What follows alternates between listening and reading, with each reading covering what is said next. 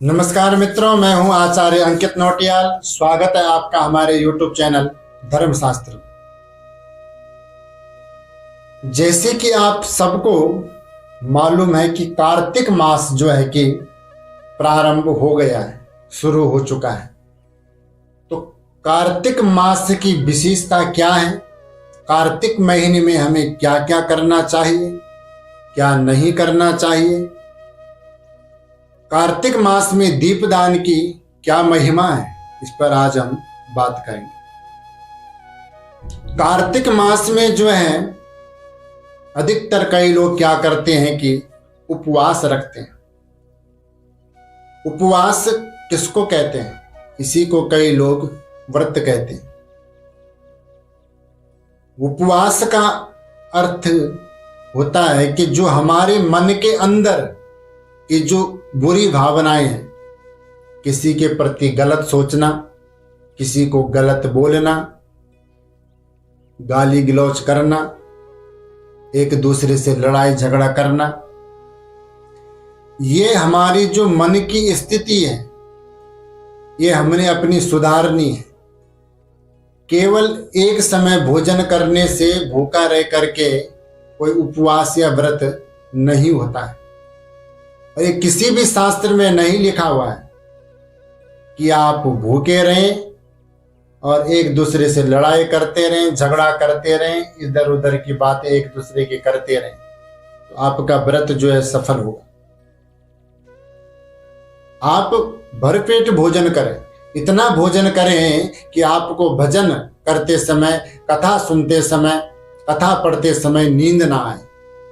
तामसिक भोजन आपने नहीं करना है, तो तब भी भगवान आपको देख करके प्रसन्न हो जाएंगे, खुश हो जाएंगे। जो व्यक्ति कार्तिक मास के व्रत करता है, उसके लिए क्या नियम है? उसको प्रातः काल 4 बजे उठ जाना चाहिए।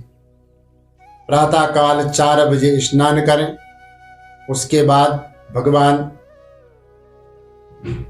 शालिग्राम जी को, ठाकुर जी को स्नान कराएं, उनका सुंदर सा श्रृंगार करें, भगवान को भोग लगाएं, तुलसी मैया का पूजन करें। तुलसी मैया के पास एक घी का दीपक आप जलाएं। किसी के पास घी यदि उपलब्ध ना हो तो तिल के तेल का आप वहां पर एक दीपक जलाएं।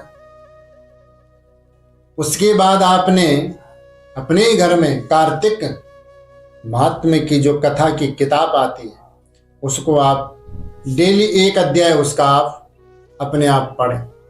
यदि किसी को पढ़ना नहीं आता है तो अपने बच्चों से या घर में कोई और व्यक्ति हो, उससे उसका श्रवण जरूर करें। श्रवण अर्थात उसको सुने।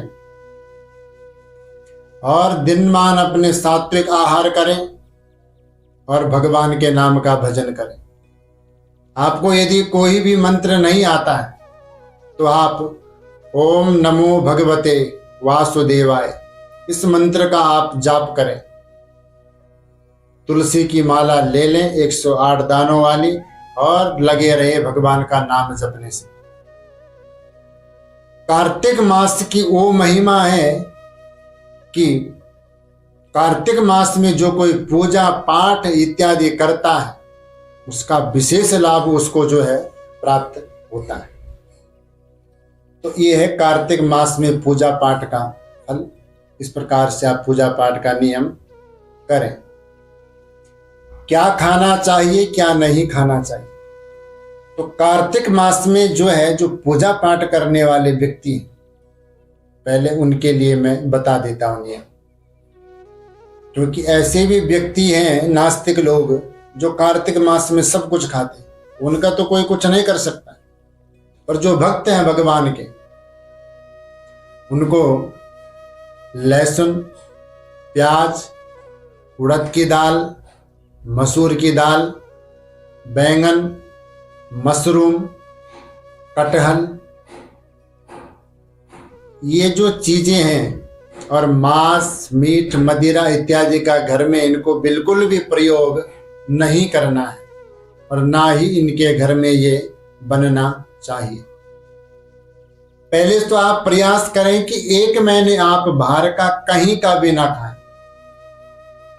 किसी के घर से भी यदि कोई चीज आती है तो आपने वह नहीं खानी है, क्योंकि जो चीज बाहर से आ गई वो किस प्रकार से दूषित है, किसने बना रखी है, रास्ते में आते हुए कितने लोगों का उससे स्पर्श हुआ है, इसका आप विशेष ध्यान रखें। ये चीजें आपने नहीं खानी है। आप यदि व्रत रखते हैं तो आप एक समय भोजन करें, सूर्यास्त से पहले पहले आप भोजन कर लें। उसके बाद आप बैठ करके भजन कर सकते हैं। सारा परिवार इकट्ठा होकर रात्रि में भगवान का सुंदर सा संकीर्तन करें, भगवान के भजन गाएं, भगवान का कीर्तन करें अपने घर में। तो भगवान आपको सद्बुद्धि देगा, आपके परिवार को भी सद्बुद्धि देगा। पूजा पाठ जिस घर में हो रहा हो उस घर से जो अगल बगल के घर होते हैं उनका भी वातावरण शुद्ध होता है। और ज्यादा पूजा पाठ हो रहा हो तो जहां व्यक्ति रहता है उधर से 100 मीटर दूर दूर तक, 1000 मीटर दूर दूर तक का वातावरण जो है भगवान के नाम संकीर्तन से, भगवान के पूजा पाठ से वातावरण शुद्ध हो जाता है। वहां नेगेटिविटी शक्ति कभी भी नहीं आती। तो जिस घर में भगवान का नाम लिया जा रहा वहां तो नेगेटिविटी शक्ति कभी आती ही नहीं। पहले भगवान को भोग लगाएं, भगवान के भोग में तुलसी पत्र अवश्य डालें, उसके बाद आप वो भोग जो है ग्रहण करें, तो भगवान आपसे अवश्य ही प्रसन्न होंगे।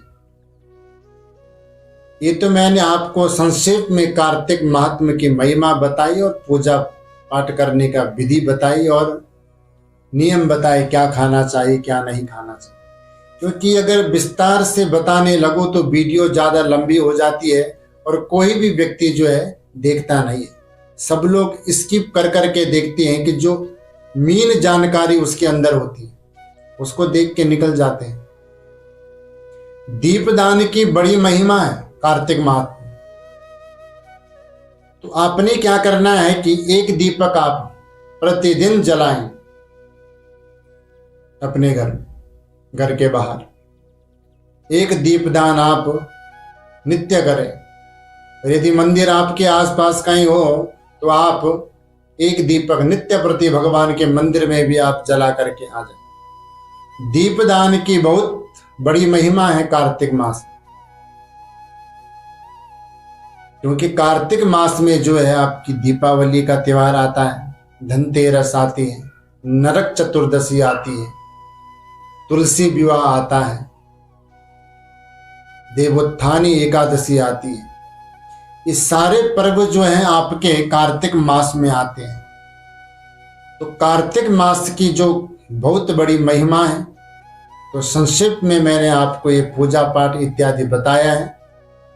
तो जिस प्रकार से मैंने आपको बताया उस प्रकार से आप जरूर करें। वीडियो को ज्यादा से ज्यादा शेयर आप जरूर करें। आगे आपको किस प्रकार की जानकारी चाहिए उसके लिए आप संपर्क कर सकते हैं, कमेंट करके जरूर बताएं। मिलते हैं एक नए वीडियो के साथ, तब तक के लिए जय जय श्री राधे श्याम।